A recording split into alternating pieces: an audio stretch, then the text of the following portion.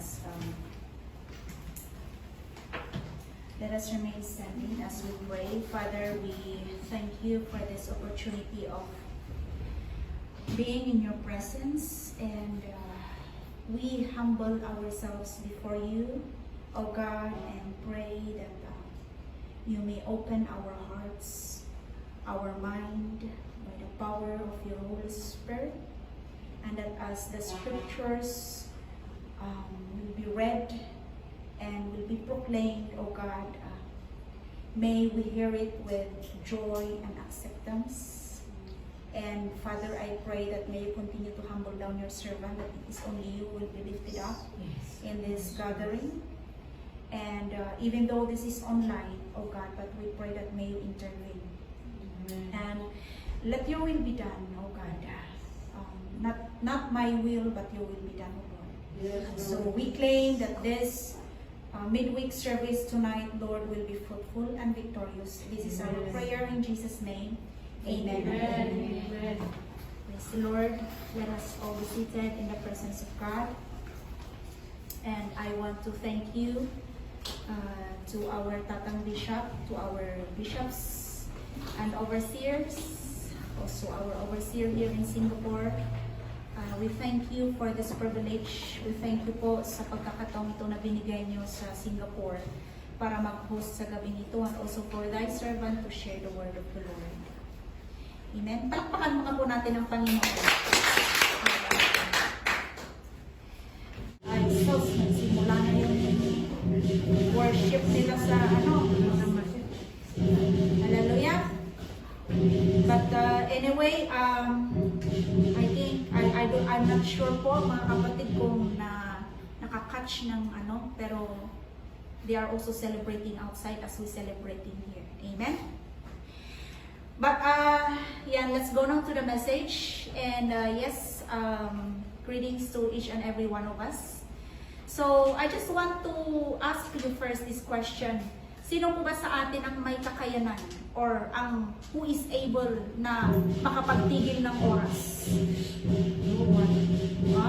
Or sino sa atin ang may kakayahang ibalik yung kahit isang minutong nagdaan? Wala, hindi po ba? I think sa movie lang natin nakikita yun, but it's not real. But I want to lead you in the book of Psalms. Okay, lalakasan ko na lang po kasi parang mas malakas yung sa labas. In Psalms chapter 90, verse 10 to 12. I think I shared this last time, but this time medyo simplihan natin. In Psalms chapter 90, verse 10 to 12, it says, "The length of our days is 70 years or 80 if we have the strength." Ibig sabihin, yung length daw, ang haba daw ng buhay ng tao is 70 years to 80 years kapag malakas pa po tayo. Yet, their span is but trouble and sorrow, for they quickly pass and we fly away. We know the power of your anger, for your wrath is as great as the fear that is due you. And in verse 12, ito yung pinaka-main na text natin.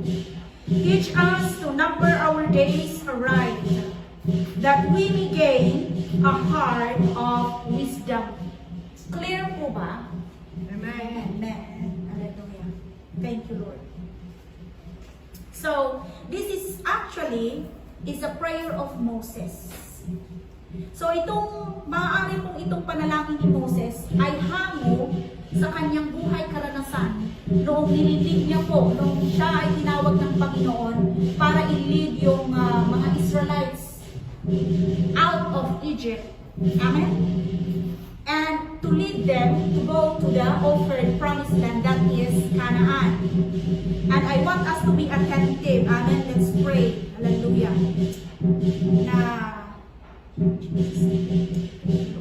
Okay.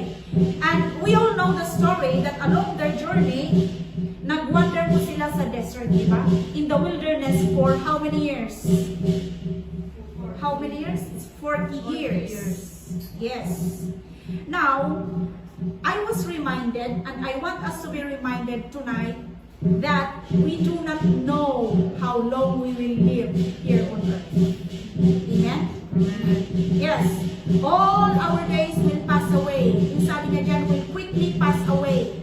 Days will just passing by. Amen? At hindi maibabalik yan. Kaya kung nga tinanong kanina, sino ba ang may kakayahang maibalik? Ibalik niya ang kahit isang minutong nagdaan. Hindi po mawala. Hindi natin maibabalik kung ano man po ang nakaraan. Kaya naman, we live each day as if it were last day.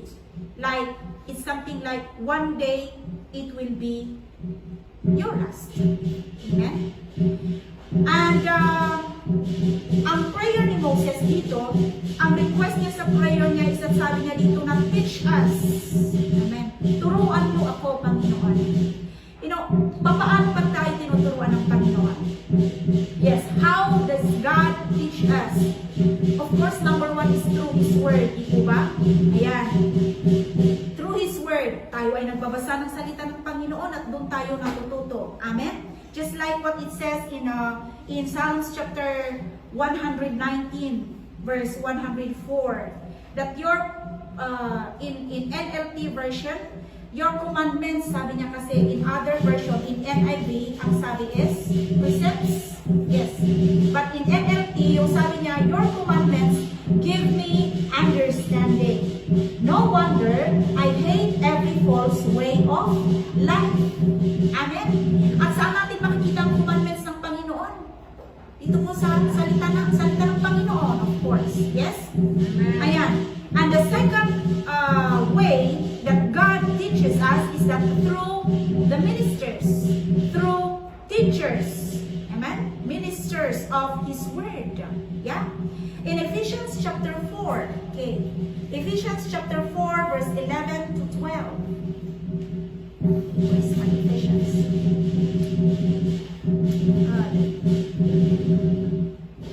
It was He who gave some to be apostles, some to be prophets, some to be evangelists, and some to be pastors and teachers, to prepare God's people for works of service, so that the body of Christ may be built up. Sabi niya dyan, until we all reach unity in the faith and in the knowledge of the Son of God and become mature. Amen? We can stop from there. Ayan po. So, tinuturuan tayo ng Panginoon sa pamamagitan ng Kanyang salita at sa pamamagitan ng mga nagmiministeryo. Okay?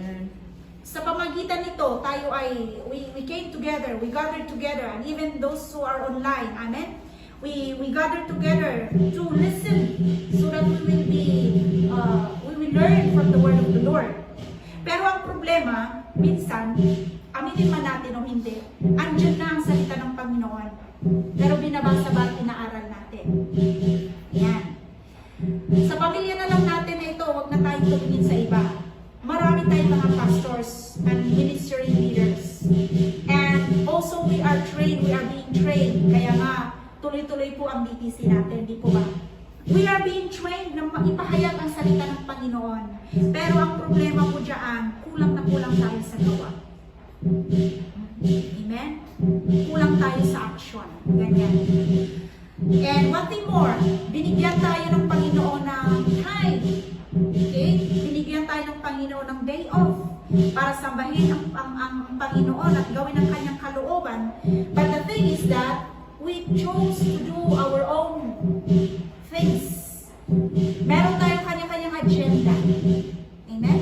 Ganoon po. And it may sound cliche, but we spend more time to our own errands and our own agenda than staying in the presence of God. Guilty? Yes, I'm guilty. Yes. And most of the time, we are spending more time on our phones, on social medias, than on our Bibles and on our knees to pray.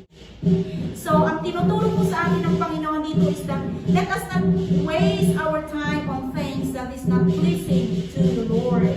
Dahil nga ang topic natin is numbering our days. Numbering our days, as we have read in the scripture.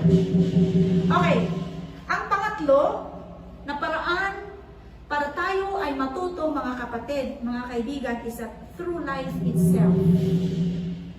Diba? Habang tayo ay nabubuhay dito sa mundo, tayo din po ay nag-aaral. Amen. Sabi nga, life is a great teacher. Itong buhay mismo na ito, marami tayong natututunan dito. Ika nga, we are all students in the so-called school of life. Amen? Maski bata man, maski matanda ka, maski senior, we are all studying in this school of life. At ang lesson po natin, mga kapatid, ano po yun? How to survive. Survival. How to be saved. Ayan po. Kaya hindi pala excuse na, ay, senior ako, adong tinakan ko nga bagasan. Asjay. Hindi pala kasi matanda, maski matanda man o bata, nag-aaral pa rin tayo. At saka hindi mo rin pwedeng sabihin na, ay, marami akong napag-aralan kaysa sa'yo. Hindi po. Lahat tayo po ay nag-aaral. Now, ang sabi ni Moses is that, teach us. So, teach us to do what? Yung sabi, teach us to number our days aright. So, parang ito po ay similar doon sa psalm na sinulat ni David in Psalms chapter 39. Basahin nga natin yun. It's also the prayer of David in Psalms chapter 39, verse 4 to 5. Okay, sabi niya na, show me, O Lord, my life's end, and the number of my days, and let me know how fleeting is my life. You have made my days a mere handbreadth. The span of my years is as nothing before you. Each man's life is but a breath. Sabi niya dyan. So, ito yung panalangin ni David na parang similar doon sa panalangin ni Moses. Ito, hindi man natin alam kung hanggang kailan tayo dito sa mundong ito. But at least yung prayer natin, yung katulad ng prayer ni David at katulad ng prayer ni Moses, at least ang ipagdasal natin is turuan tayo ng Panginoon. O kaya, ipagdasal natin na matuto tayo, na mabuhay, na naaayon sa kagustuhan ng Diyos. Amen? Para kapag darating ang Panginoon at kukunin na niya tayo po ay sigurado na mapupunta sa kanyang kaharian. Amen? And so we have to live with the understanding that death can happen anytime. Lahat po tayo dito, adatituding na tudingan tayong kakabsat. Amen? We are all destined to die. Just like it says in Hebrews chapter 9, Hebrews chapter 9 verse 27. Okay? Hebrews chapter 9 verse 27, that it says, just as man is destined to die once, and after that, to face judgment. So, lahat po tayo, we are all destined to die. Siguro naman po hindi nakakatakot na maging topic ang kamatayan kasi talagang mangyayari yan, di po ba? And also, we have to understand that life can pass by quickly. Diba? Lagi natin napapansin, ay, kabilis ng oras. Lagi natin sinasabi, diba? Ay, bakit kabilis ng oras? Wala pa ako natatapos. Ganun. Sino ba sa inyo ang nakapansin na matanda na? Matanda na siya.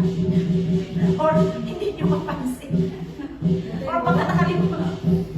There was one instance na mag-fill up ako ng form, tapos parang sabi ko, 37 pa naman yata ako eh. Hindi na. Diba? Kapag hindi mo maalala na matanda ka na, tignan mo na lang yung mga magulang mo, kapatid. If how old they are. O di kaya, kapag uuwi tayo sa Pilipinas at madadatnan natin yung mga musmus ng mga bata noon na iniwan natin. Di ba kung natayo nga? Ala! Si kagayan dyan, dagi dyan agmugmutag, kung natayo dili, ala! Ngayon, ang gaganda, ang gagwapo na nila, di ba? Barito kan balasang dan. Sa tayo ko na nga, ay na, bakit tak gaya mo? Akas dyan nga ay si kagayang dyan, ubing nga niya di ba ganun? So parang yung realization na parang kailan lang, na hindi natin napapansin, ganun po kabilis na dumaan ang mga araw. Amen? Dahil nga sabi doon sa James chapter 4 verse 14 that our life is just a vapor. Yes, James chapter 4 verse 14. Sabi niya, why do you not even know what will happen tomorrow? What is your life? You are a mist that appears for a little while and then vanishes. Yeah. Yes, it's true. And in verse 15, ituloy natin. So instead, you ought to say, if it is the Lord's will, we will live and do this or that. Wala tayong maipagmayabang, mga kapatid. Amen? Na kapag meron tayong hindi natapos ngayon, hindi parang ano na, okay, di bali may bukas pa. Bukas na lang ako manilbihan. Bukas ko na itutudo ang aking paninilbihan sa Panginoon. Di bali na, maggaliwaliw muna ako ngayon. Di balik may bukas pa. Pero, huwag tayong magmayabang kasi hindi nga natin alam kung ano ang mangyayari bukas. Kaya ngayong nabanggit ko kanina na, live each day as if it were your last. Amen? Because we do not even know what will happen tomorrow. And that is why we are being reminded tonight. Amen? You and me. Walang exemption dito. To number our days aright. Gawin nating worth it para sa Panginoon ang kada araw na binibigay ng Panginoon sa atin. Yes, we are all working. Here in Singapore, wala pong full-time. But then, the point here is that tinawag lang din tayo ng Panginoon bilang mga anak niya at followers niya. And at least yung araw-araw na binibigay ng Panginoon sa buhay natin, i-connect natin sa Kanya. Amen? I-connect natin sa Panginoon. Maglaan at maglaan tayo ng oras, araw-araw, para sa Panginoon. Sabi nga, kapag ka gusto, may paraan. Pero kapag ayaw mo, marami kang dahilan. Can you just imagine, God had given us 24 hours. Ano na lang ba yung 2.4 hours ibigay natin sa Diyos? Meron akong napakinggan ng mensahe na dito rin, pastor natin, isa sa pastors natin na ang standard daw ng Panginoon in terms of panalangin is at least 1 hour. So, sige, simulan na natin. Amen? Simulan na natin. Kaya, hindi lang pala ang income natin or tinatanggap natin ng mga income o mga pera ang nabibigyan ng 10%. Kundi pati na rin yung oras. Kasi ang oras na yan is galing sa Panginoon. I think it's good for us to practice na, okay, I will give this time to be with you, O Lord. Because why? God deserves our time. Amen? Huwag tayong masyadong makalkula ng oras. Kasi ang Panginoon ang nagbigay ng oras. We are just the receiver. And we pray that we will become a good stewards of the time that God has given us. Amen? Okay, yes, we understand. Kasi sometimes, nagiging yes, we understand that we set a time for services and activities and events. But sometimes, ay, ang haba-haba ng mensahe niya, ano ba yan? Hindi na tayo nakaka-focus. Kasi iniisip natin yung oras. Because maybe we have something to do later on. Ay, ano ba yan? Marami pa akong gagawin mamaya. Ano ba yan? Gutom na ako, ganyan-ganyan. Why not just make the day worth it? Since nandito lang din naman tayo, yes, we understand that there's a time set for services and events, but let us just allow the Holy Spirit to move. Para ma-set natin yung isip natin, yung puso natin na ito is para sa Panginoon. I came here for the Lord. And I came here because I love the Lord. Amen? And I believe that everything works together for good. Amen. Amen. Let us learn to do things with love and in reverence para naman yung bang respeto natin sa Panginoon. Because as I have said, God deserves our time. Okay, tayo, I believe, naranasan natin makipagrelasyon or minahal or sakay sa mga anak natin. There are some point, di ba, na kailangan din natin na parang nilulong din natin yung attention nila. Yung oras, di ba? Parang, ano ba yan, kapag hindi sila naglalaan ng oras para sa atin, masakit. Di po ba? How much more ang Panginoon? Na siya ang nagbibigay ng lahat. He had created you and me. So God deserves time for Him, our time for Him. Amen? And so, hindi lang yung love and reverence, kundi yung sacrifice kasama na din po dyan, mga kapatid. Amen? Siguro yun yung sabi din sa Matthew chapter 6 verse 33 na, di ba? Ano yun? Sino yung my memory verse ng Matthew chapter 6 verse 33? But seek ye first the kingdom of God and His righteousness and all these things. Kaya sabi niya, anong ibig sabihin niya yan? Itodo natin, mga kapatid. I-prioritize natin ang kaharian ng Panginoon at lahat ng bagay ay mapapasa atin. Hindi yung, kasi hindi maibibigay sa iyo eh. Hindi maibibigay sa iyo ang mga lahat ng bagay. All these things, yung sabi niya dyan, kapag hindi mo tinutudo ang paninilbihan mo. Of course, if you are not prioritizing God, why God will give all these things, maybe just half of it. Amen? Ayan. So, ito din ang kailangan nating bantayan. Amen? Kasi kung hindi todo, kung hindi tunay, kung hindi tapat ang ating paninilbihan sa Panginoon, ang ating paglilingkod sa Panginoon, hindi tayo maging kailanman ready pagdating ng Panginoon. Could you just imagine? Diba? Kapag medyo shaky-shaky ang paninilbihan mo, tapos once na darating ang Panginoon, kasi hindi naman sinasabi ng Panginoon kung kailan siya darating, hindi ka talaga ready. Amen? So, we hear tragedies almost every day. And in most cases, maybe even us, we experience, kapag na-experience natin ng aksidente, ganun, di ba hindi tayo handa? We're not totally ready for it. And paano na kapag yung salitang suddenly, biglaan, di ba, na darating ang Panginoon, nakukunin tayo ng Panginoon at hindi tayo ready. Alam natin kung saan tayo mapupunta. Di po ba? It's just like example na lang during the days of Noah. Yung sabi niya, for in the days before the flood, people were eating. Ano yung ginagawa nila? Were eating, drinking, marrying, and giving into marriage. Hindi wala silang kaalam-alam na darating na yung flood. And so, yung happiness na nangyayari doon, it became suddenly, nag-end siya ng, ang tawag nito, ng distraction. Kasi dumating yung flood. Amen? And it's biblical. You know, it's biblical that sorrow is better than laughter. Okay. Basahin natin doon sa Ecclesiastes. Ecclesiastes chapter 7. Okay. Ecclesiastes chapter 7 verse 2. Okay, sabi niya dito, it is better to go to a house of mourning than to go to the house of feasting. Sabi niya dito, mas maigi daw na pupunta ka sa bahay ng nagluluksa kaysa sa bahay ng nagsasaya. Yan. And also in verse 3, sorrow is better than laughter because a sad face is good for the heart. The heart of a wise is in the house of mourning, but the heart of fools is in the house of pleasure. Amen? Kapag sa mundo, apay, sino ba timang kayat iti sorrow?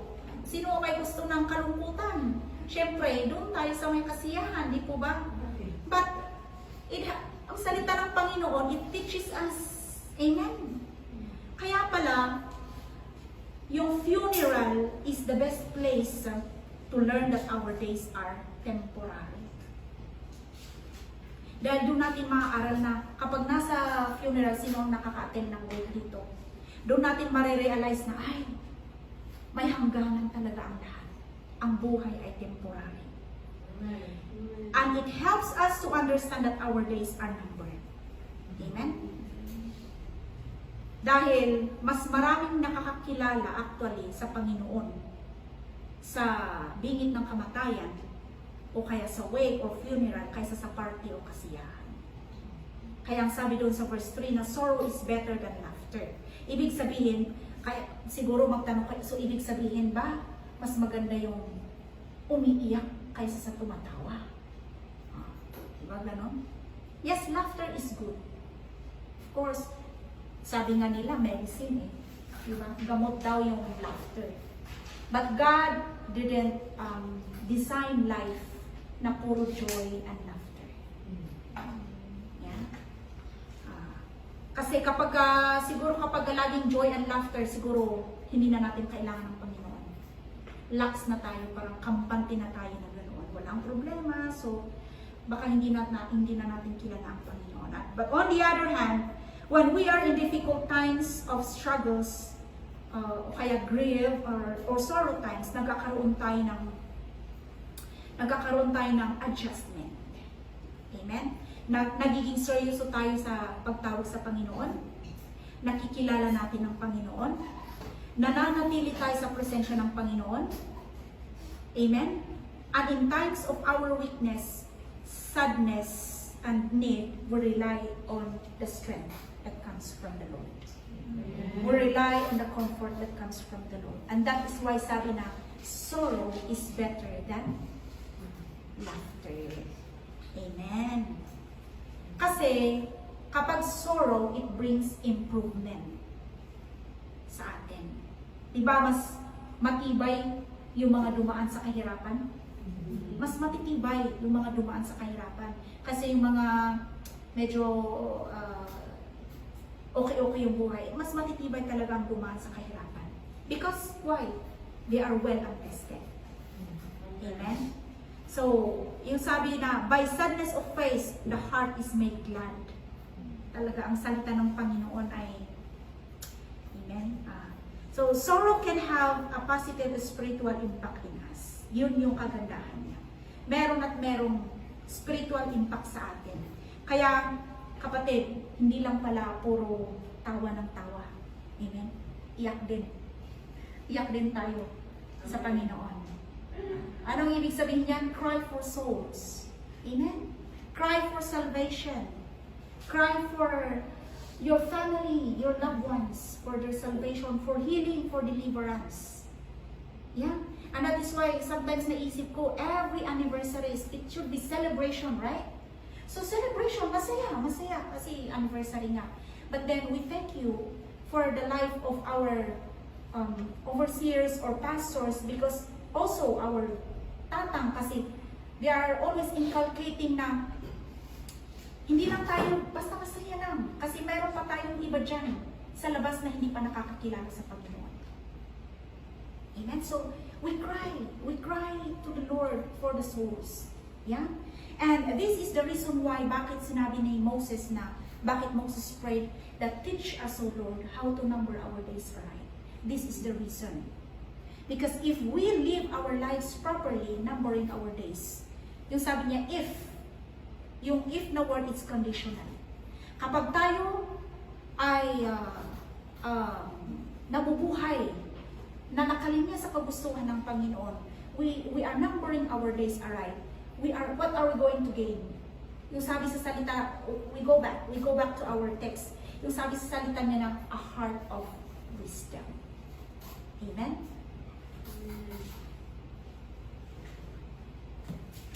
Okay, puta, balikan natin yun. Yung sabi niya na, teach us to number our days aright, that we may gain a heart of wisdom. Amen. And in Proverbs chapter 4, verse 5 to 7, it says, get wisdom, get understanding, and do not forget my words or swerve from them. Do not forsake wisdom, and she will protect you. Love her, and she will watch over you. In verse 7, wisdom is supreme. Therefore, get wisdom, though it costs all you have. Get understanding. Take note of the word Get wisdom though it cost all you have. No wonder, maalala natin si King Solomon. Diba? Mas pinili niya na magkaroon siya ng wisdom over riches and honor. That is in 1 Kings chapter 3. Noong hiningi niya sa Panginoon ang godly wisdom. Bakit wisdom? It's because with wisdom we will live with understanding. Yeah, we will live with the knowledge and understanding that this world is not our home. Amen? As like Paul said, now we are aliens. Aliens lamang po tayo. We are simply pilgrims here on earth. Amen? That our destination, kapag ka, yung salita ulit na if, our destination, if we can make it, is heaven. Amen? It is good to be called, our citizenship is in heaven. Yes? Kaya, nung Kristiyano tayo, ituloy tayo, maganda kayang matawag na, my citizenship is in heaven. Diba? I am just an alien here on earth because my home is in heaven. Amen? Also, why wisdom? With wisdom, we will live knowing how precious life and opportunities are. Naiintindihan natin na ang opportunities at yung buhay ay very precious. Dumadaan lang yan. We have to grasp it. Otherwise, if we let go, kaya nga kapag may opportunity na manilbihan, manilbihan. Kapag may opportunity na magbigay, magbigay. Kapag may opportunity na maglingkod, maglingkod. Amen? Because once time is passed, they cannot be brought back. Sabi ko ulit kanina, hindi maibabalik ang nakaraan. Pero, hindi ibig sabihin na hindi tayo matututo sa nakaraan. We take advantage of our past to learn from them. But then, we don't dwell. Amen? We don't dwell in it. Now, the third one, wisdom teaches us. Ano yung tinuturo sa atin? Mga bagay na importante sa ating buhay. Dahil ito ang tumutulong sa atin, like wisdom teaches us in decision making for us to choose the right choices. Amen? So it's also good, just like King Solomon, that when we pray, not always, oh Lord, bless me, bless me, bless me. But we also pray like Solomon, King Solomon, na, please give me wisdom, Lord. We ask God for wisdom. We ask God for wisdom to become a better disciples. And we ask God on wisdom on how to be a good stewards of the time that God had given us. Amen? The time and the opportunities that God given us. Because, I want to quote this. A successful life is composed of successful days that honor the Lord. Tama po, di ba? Amen. Hindi ang pagiging successful po is hindi yung marami kang naipon or hindi yung sikat ka or ano. Ang successful na buhay po is composed of successful days na nauunor natin ang Panginoon. Amen? Kaya, therefore, let us recognize that time is valuable and it should be spent well. Amen? It should be spent wisely for God's purpose. Especially po, lagi natin sinasabi that the days are evil. Amen? Siguro medyo may mga darating ang time na medyo okay, pero ang nangyayari sa mundo, pero hindi na maibabalik on how peaceful noong unang panahon. Amen? And one thing more is that let us not take time for granted. Let us view each day as a gift from the Lord. Kapag kasi i-review natin na, itong pagising natin sa umaga, di ba? New breath, new hope. Amen? And if we view it as a gift from the Lord, we spend it well. Kapag may ibigay sa inyo ng regalo, basta nyo dapat tinatapon. Lalo na kapag kailangan nyo. I do believe na lahat sa inyo may sentimental values ang mga yan. And so let us view each day that God is giving us as a gift from the Lord. Amen. And let us view it as an opportunity to serve Him. Amen? And one thing more is that let us be accountable. Be accountable to God. Remember that we are all accountable to God for how are we going to, for how we use the time, the days, the years that God has given us. Amen? And so, This is my advice and encouragement to myself, and I want also to encourage us tonight that let us eliminate time wasters. Ano yung time wasters? Alam na natin yan. Eliminate time wasters and distractions and activities that waste your time. Ito yung mga nagdi-distract sa'yo, mga bagay or activities na nagdi-distract sa'yo, mga activities na umaagaw ng iyong attention. Amen? Alam ko na kilala natin ang bawat isa. Let us just evaluate ourselves. Amen? And turn from the world. Sabi nga sa salita ng Panginoon, do not conform to the pattern. Huwag tayong tumulad. Huwag natin tularan ang ginagawa ng mundo. Amen? But we have to let us have this renewal of the mind. One thing more, avoid procrastination. Yung bang dinay-delay natin yung mga bagay-bagay. Amen? And let us not being idle, because being idle actually is a sin. Now, naalala niyo po yung story ni Moses when they wandered in the wilderness. They wandered for 40 years. Okay? They wandered for 40 years. And I think that story, it is not just a story to tell, but for us to learn from it. Amen? Because kapag kaalalahanin natin, the elders, including Moses, didn't able to enter the promised land Canaan. Sino yung nakapasok doon? It is only the Joshua generation, the 20 years old and below. Lahat ng 20 years old and above, namatay sila. Hindi sila nakapasok doon. And even Moses, ang sabi ng Panginoon sa kanya, pinaakyat niya sa Mount Nebo si Moses. Sabi lang niya, tignan mo yung promised land, pero hindi mo yan makakapakan. So, the point here is that, anong dahilan kung bakit sila hindi nakapasok sa promised land? It's because of sin, unbelief, and disobedience. Yeah?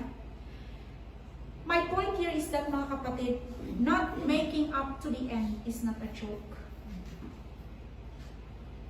Okay? Yung sabi na hindi tayo makakapunta sa langit, siguro may mga time na parang magaan sa atin, pero mabigat po yun. Could you just imagine, hindi ka makakapasok sa langit? Mahirap po ang hindi makapasok sa langit, mga kapatid. Because there's two kinds of eternal life. First is eternal life in hell. Second is eternal life in heaven. And I do believe that we all want that eternal life in heaven. And I want to end it like this. Let us number our days aright. Amen? Let us be obedient in serving the Lord. Let us do His will, and let us fight the good fight of the faith. Let us number our days aright. I do believe na ayaw natin na katulad ng mga Israelites na paikot-ikot na lang sa wilderness. Na paikot-ikot tayo dito sa buhay na walang patutunguhan, walang direction. Amen? It's just because of our disbelief and disobedience and procrastination and being idle and everything. Yeah? So, let us be a reminder. Amen? Our conclusion is in Ephesians chapter 5. Chapter 15, naging theme po natin ito last time. Ephesians chapter 5 verse 15 to 17. Be very careful then how you live, not as unwise, but as wise, making the most of every opportunity, because the days are evil. Therefore do not be foolish, but understand what the Lord's will is. Let us not be foolish, but let us understand what the Lord's will is. Praise the Lord. May God bless everyone. And let us all arise and pray. Hallelujah. Father, we thank you, God, for your words that is true, that teaches us, O Lord. And it is our prayer that may you help us to number our days aright. All of us desires, O God, to be with you in eternity. And God, we pray that may you fill us, Lord, with your Holy Spirit. so that we will be able to do all the things that you have asked us to do, and to be fruitful, and to